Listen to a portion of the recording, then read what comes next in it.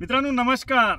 शेतकरी मित्रांनो, जय जवान जय किसान. मित्रांनो, ज्वारी काढून झाली, वरून उन्हीचा तडाखा चालू आहे आणि आता ज्वारी काढून झाली. तर ज्वारी ही आपल्याला अपेक्षित होती तेवढी तर आली नाही, कारण रोयाचा हमला, डुकराचा हमला, वरून पाखराचा हमला. तरी पण आपल्याला जरी अपेक्षा होती तेवढी नाही आली तरी बरीचशी आलेली आहे. त्याच्यामुळे आपण समाधान आहोत. जनावरांना खाल्ली काय, रोयानं खाल्ली काय, डुकरानं खाल्ली काय, पाखरानं खाल्ली काय, ते खाऊन आपल्याला बरीचशी ज्वारी आली. त्याच्यामुळे आपण समाधान आहोत. त्याच्यात काही आणि शेतकरी समाधान असते, त्यात काही शंका नाही. परंतु आता याच्यामधली जास्त ज्वारी आपल्याला लागत नाही. थोडीफार ज्वारी घरच्यासाठी लागते आणि मग आपण जातो मार्केटमध्ये. मार्केटमध्ये घेऊन गेल्यावर खरी कसरत येते. तिथं असा ताप चढते माणसाला की 1 महिन्याच्या आधी ज्या ज्वारीचे भाव 40 रुपये किलो, त्या ज्वारीचे भाव आता सध्या 25 रुपयानं मार्केट आहे.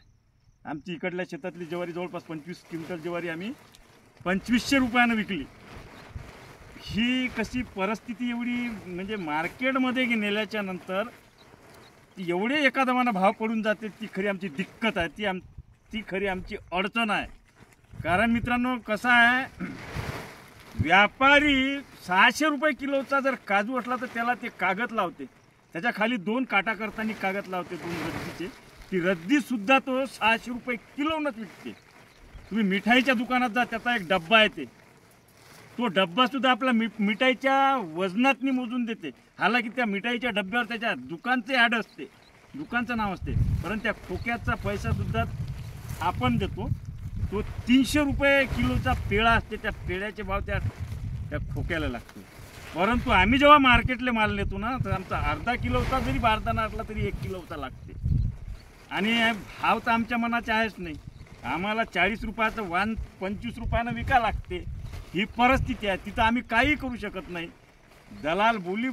व्यापारी बोली बोलते, दलाल बोली लावते, आणि आम्ही एखाद्या चोरासारखे, भामट्यासारखे असे त्याच्या तोंडाकडे असे पाहत असतो.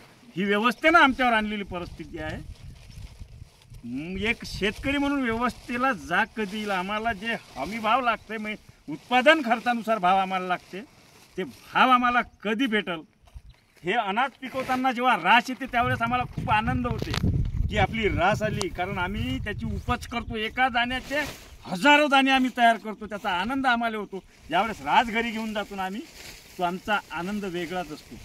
परंतु जेव्हा आम्ही मार्केटमध्ये आमचा माल घेऊन जातो, तर आमच्याकडे हिरमुसलं तोंड घेऊन घरी येण्यापेक्षा दुसरा कोणताही मार्ग नसतो.